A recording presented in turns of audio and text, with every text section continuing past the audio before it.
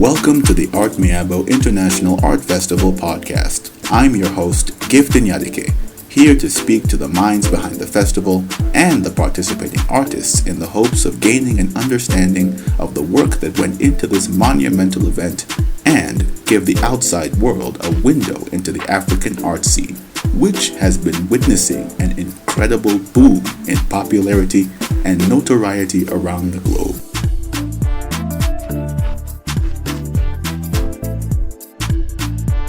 On the final day of the Artmiabo International Art Festival, I was able to speak to the curator of the event, Yusuf Durodola, who participated in last year's event and made quite the impression on festival creator Miabo Enyadike. Thank you very much for your time.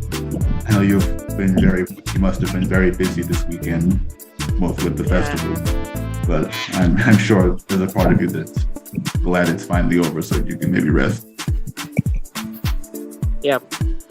All right, so could you please introduce yourself for those who may be unfamiliar with you?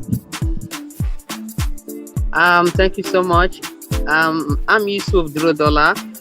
I'm a Nigerian, staying in Lagos and also practice in Lagos, do my work in Lagos. I'm a visual artist. I do different art forms. I'm a performance artist, a painter, and I'm also into recycling. So those are the areas of my practice, and that's all about me. I engage in a simultaneous, work. So that's all what I do for my life. That's what I do. Everything is art. And could you tell us a bit about your artistic journey and what led you down the path? Visual artist, performing artist, and also your recycling as well. Yeah, I started my art at the age of 6 because my dad is a fashion designer, and so he was teaching me how to sew. But all what I could see back then was the dotted line of the needle, creating on the paper. At times, he will give me paper to just be running on the machine. But running the paper on the machine, the needle will be creating dotted lines. So I use those dotted lines to be creating images. And he was just looking at me, this boy, I asked you to be sewing. All what you are doing is just drawing. So drawing started, at the age of 6 for me with cartoon. And from there, one of my brothers saw me and realized that guy, because I'm from polygamous family, and he realized that I need stronger hands, so that I'll be able to, focus on my journey, artistic journey. So he said, Yusuf, you are going to be staying with me. And I said, no problem. He's into signages, he's a graphic artist. So when I got to his side, I started my graphics art career at the age of 9-10. So I started that fully, working with him. And throughout my secondary school, I was known as an artist. But, for me, I didn't see that art aspect. I always want to be an accountant, So I love accounting so much and mathematics. So in school, they would just call me to come and do art. I will do that for them, decorate the hall. So I've never seen art as something, difficult because it comes naturally. I do it at my own leisure time, at speed. So from there, when I wanted to sit for final year exam in secondary school, he told me to bring the form where I will put all the other subjects. When I was in senior class of secondary school, I didn't do arts. He's just stopped at the GS, so at the lower level. I didn't do art at the senior level. So when I got to the final year, he told me to bring the form. He wanted to, fill some subjects, and he just filled that fine art and gave me the form to go and fill the rest. I was like, what is fine art doing in my own form? Because I didn't do it at all. He was so surprised. He was surprised to me that what is this? And I was so shocking because I didn't do anything like theory, but for practical, I've always been engaging in practical, from his studio, moving around. I've always been engaging with the practical, but theory aspect is no. So he said, okay, no problem. I'm going to get you an art teacher that will be teaching you personally for this exam. So in that set, I was the only candidate for fine arts. That said, I was the only candidate. So it was so tough for me because nobody to just say, how did you do this? Nobody to relate with. I was just the only one doing it. So after that, I went to Arabic school. And in that Arabic school, I learned calligraphy, the art of calligraphy. I learned that. Then I moved from that. I went to another space. I learned handmade card, how to do handmade card and graphics this time around. The graphics that I learned the other time with my brother is an analog form, and a bit of digital. But this time around, I learned digital fully, how to use computer to design, and do handmade card. Then from there, I got to College of Education. In that College of Education, I started learning the other form of art, sculpture, painting, ceramics, graphics, all sort of things. So in all the subjects, I was so good in all the subjects that I couldn't even know which one I would specialize in all subjects. So I learned so much during that period. Then from there, I went to University of Lagos, where I also learned theater, music, and visual. So the music aspect also helped, and the theater aspect also helped me, learning another form of art apart from visual. So when I finished my degree, I was asking myself, no, before then, when I was doing the final year project, I wanted to break a Guinness World Record because I've done a Guinness World Record with a friend before, and largest painting, and when I wanted to do my final year project, I was thinking of, okay, let me break a Guinness World Record. I wanted to use screw to create a massive work. There's a building in University of Lagos that's called Senate Building. So that Senate Building, I wanted to create that Senate Building using screw. But when I look at the time frame, I look at the financial implication, I realized that I couldn't even near, the production of work.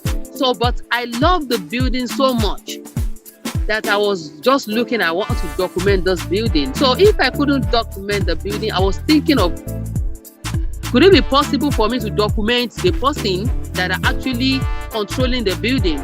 So I thought of documenting the Vice Chancellor of, the University of Lagos, because he was in the affair of the whole activities in the school.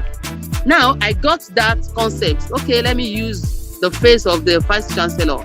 Then another challenge was, what materials will I use to create this man that will make people to see that he's actually the general overseer, of the whole activities here. Then I was now thinking of the materials that everybody, can relate to everybody. In that school, they have nursery school, staff school, they have secondary school, then we have teaching staff and non-teaching staff. So these are the people that actually been under this man. Then we have students, of course. So I was like looking for materials that can connect everyone. That was how I engaged in, picking the materials like sachets, nylon, plastic, bottled water, plastic container, different things, pencil, anything that I could just find around that people are using. I I was collecting all these materials, picking them on the floor at times, picking them, moving around the waste bin area, picking all those things, clean them. Then when I started a project. Something now happened when I was creating the project. People realized, my colleagues realized that I'm using those materials. So instead for them to just drop it on the floor or drop it anyhow, they started piling up the materials beside my project. So I will just come the next day, I will see bunch of all these material, I will see lot and lot of, waste materials beside the project. And that's what caused to me, just signal to me that now all this thing that I'm picking on the floor, because they have seen what I'm using it for, they were able to be placing it beside my project. That means what we are seeing or we are finding out here, if there's a proper structure on where to drop those things, people will definitely key into it. And if we have people that are engaging those materials, transforming it into a massive and interesting, pieces, definitely it will change the orientation of the people. And that was how I got myself into, recycling work. So from there, I asked myself that this is what God actually wanted me to see. And that is why I'm doing this. I'm not just doing it for nothing. There's a purpose for me reasoning this way, and there's a purpose for me to be doing it. So I use my recycling work as a message, as a platform, as a means of communication, means of changing people's orientation when they see my recycled work. So, and that is how I got into recycling. Then as a painter, normally, yes, I've started painting right from my childhood, and I love colors so much. Now, but my style of painting started as a result of teaching kids. There was a school that actually, they love art. The proprietress of the school loves art so much that art is actually compulsory subject in some schools. Art is just, a kind of a subject that is not that compulsory. You can decide to do it or not. But in this particular school, art is compulsory. So the woman has been contacted so many, art students, to come and teach those kids. And everybody was like, I can't teach, kids. They are too young, like 2 years, 3 years. They were just too young. They were like, how will I teach all these kids? So when I got there, I'm into, craft. I told you, I said, I learned, craft, handmade card. So I knew how to do craft work. So when I got there, I look at the kids, I look at the passion. I felt the passion of this woman, to integrate art, as a compulsory subject into what those kids, are doing in school. I looked at it and I asked myself, if this woman couldn't get someone to teach all these kids art, that means as art industry, we have failed this woman, because we do complain that we don't have, people are not engaging in art, people are not really celebrating artists or embracing art. And here we have someone who loves art and believes that art has a vital role to change the kids' orientation, to make them to think deep. So if we are unable to get someone to be teaching those kids, all of us as art industry, we have failed this woman. And I said, okay, let me go in, let me try my best, let me see how I could help. So it's a matter of helping, but that thing taught me a lesson that in the process of helping somebody, you're actually helping yourself. So when I was teaching those kids, they didn't know, nobody taught them how to combine colors. And that is the secret that I've learned. When God asked Adam, to be naming those items, he named them without being taught. Nobody taught Adam how to, this one is this one is that, and started naming them. The same way, because we are from Adam, the same way we have that potential to be naming things, to be doing things, from our inner, expression, inner mind. We have that power. So when I gave those materials to the kids, paints, I would just give them vibrant, different colors. they always go to the vibrant one, colorful one. Whenever you see them dark brown, black, kids don't go to that side. But if you see yellow, bright yellow, orange, vibrant blue, they will definitely do that. Until when they have exhausted the vibrant colors, then they will now go to the dark one. Before you know, they will now mess up the whole artwork again. They will rub everything, scribbling. So when I was giving them the items, I was thinking of how will I make all these kids to do fantastic work that people could able to see and say, oh, I want to buy this work. So I was just disturbing myself, engaging myself in the critical thinking. So I thought of, okay, let me have a line drawing of their portrait, of their self-portrait, given to them and let them paint it. I've taught them how to paint regular and irregular shapes. So it is not that difficult for them to trace irregular shape on their faces. So when I gave them this outline drawing to paint, they painted it marvelously with vibrant colors. And I looked at myself. I said, this is so nice for me, so vibrant for me. So from the use of their color, I borrow from that. And I love their approach. I love the way they are painting. So I borrow from there. They are kids, but I have that, professional touch, how to handle it. So I said, okay, let me be painting this way. And I started painting in their own line. Now, when I was teaching, that school was the second school that I taught. The first one, something happened when I engaged them. I ran out of idea on what to teach those kids. And I was okay, that was primary school. You are not as young as this nursery school. So I told them to get pieces of clothes. Let us, create a kind of fabric collage. They created fantastic, background. And that was the end of it. I didn't think of, okay, this thing that we have done, can we take it further? I didn't think of that. We just created background. So when I was teaching the second school and I got to that, something told me that God was teaching you something. You missed the other one because some years after I engaged in that fabric collage, I saw some artists that were now doing it, using it to create faces. Then I thought to myself, Yusuf, some years back, God showed you this, but you didn't follow it up. So when I got to the second one, when I was teaching them, I embraced it. Then I was now painting, I was doing my homework. Then I ran out of idea. What will I produce? What will I do? I thought to myself, okay, let me take a walk. And when I was walking, I was seeing different faces. I was seeing different people with different faces. So my walk now turned to trek. I was just enjoying myself, seeing faces. Wow, they were not the same. And I was like, and I got to a level, I told myself, I just said, I didn't know when that voice just, that statement came out of my mouth as, oh, God is marvelous. God is great. He has created all the spaces. What have I created in my life that I ran out of idea?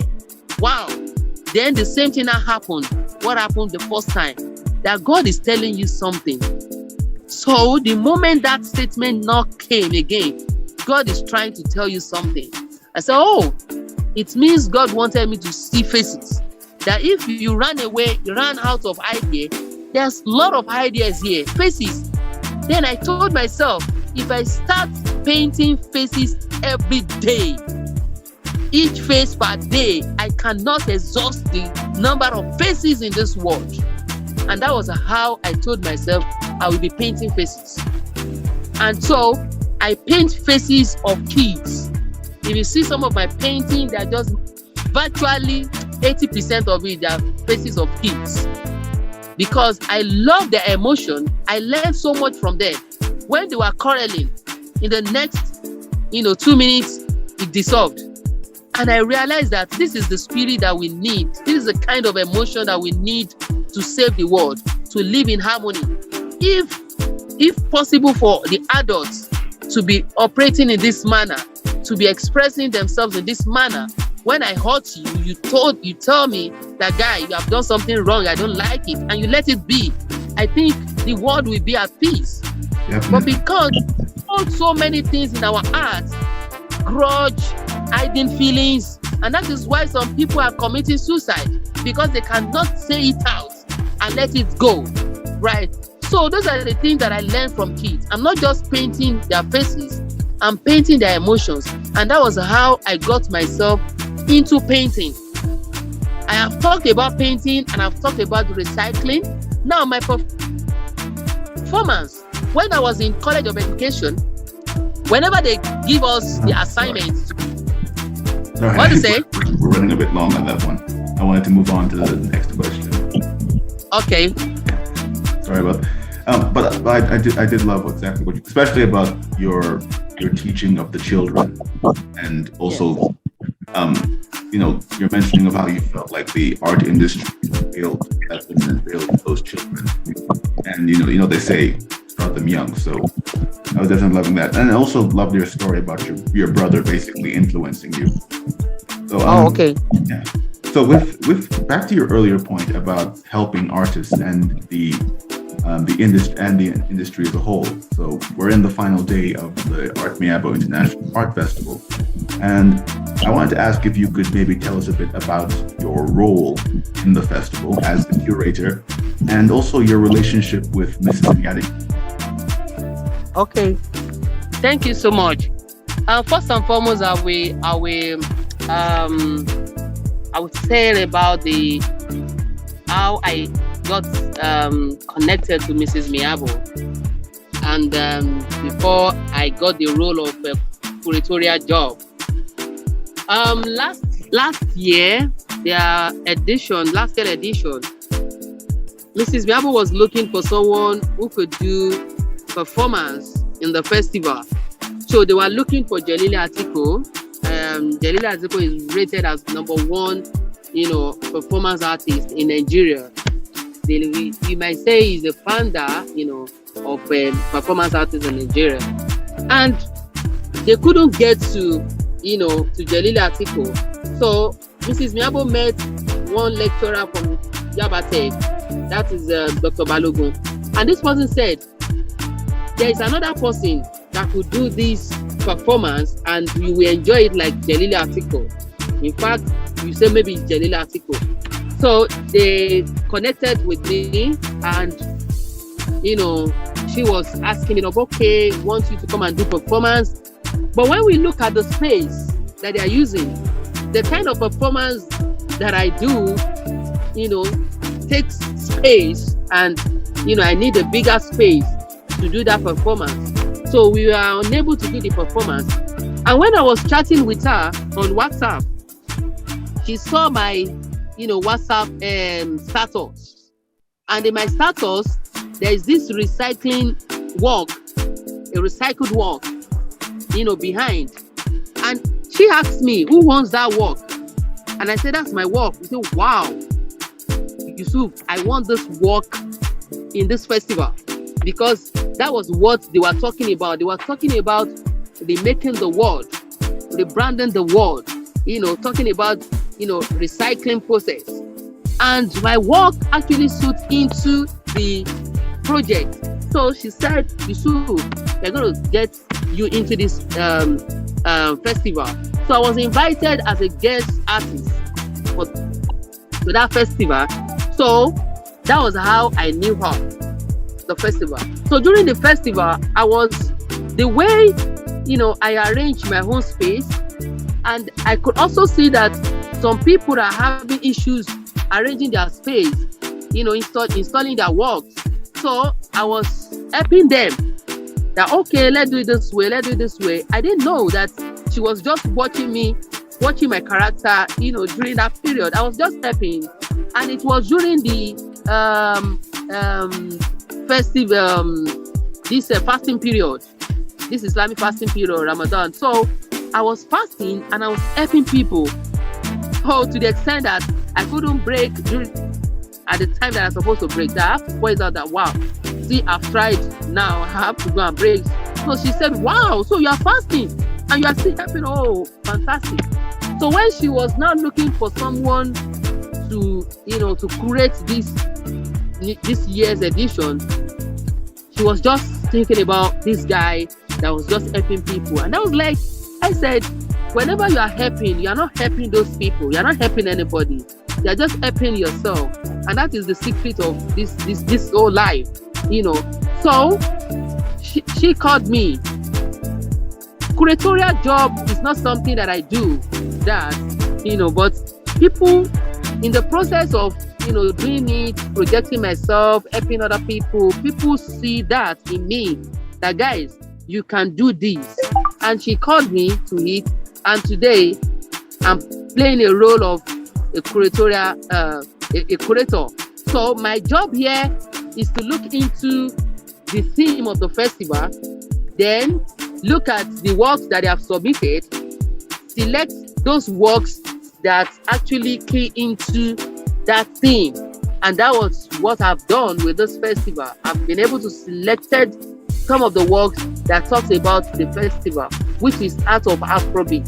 And that's my work. Okay, thank you for that. And I believe that's a lesson for anyone watching, especially any young listeners who may be watching. You know, be careful how you conduct yourself. Be kind, generous, because you never know who may be watching. So it was definitely insightful to learn about. Okay, so with today being the final day of the festival, how would you rate the success of this year's event, especially in comparison to last year, if you're able to? Well, seriously speaking, I would say this is much more better than the last year. That last year, everyone owning the booth was just installing, you know, their works. So there was no much more synergy in the arrangement of the work. Then the arrangement, the setting of the booths, you know, this year is much better, you know. So because I believe that the more you engage in a particular thing, the better you become. So some of the lapses of the last year has been able to be taken care of this year, and I believe the next year will also be better than this. So quite a number of people last year everywhere was just white, every space was just white, but this year we have been able to, you know, infuse some colors on the background and not just plain white. So that's, you know, given a kind of much more aesthetics into the space, apart from the works, you know, being on display. We also have the background that are also communicating with people.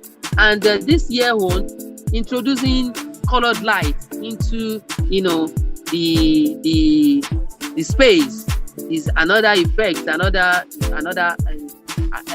achievement. So for me, it's better. It's actually better than the last one. And people's comments there, man, is encouraging, highly encouraging. People see that, no, this is fantastic.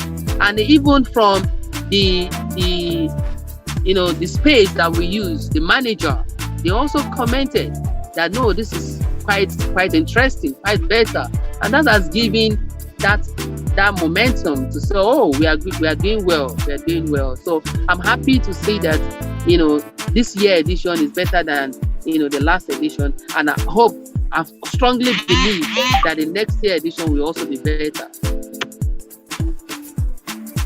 Okay then, thank you very much. Glad to hear. You're welcome. So one final question before I let you go.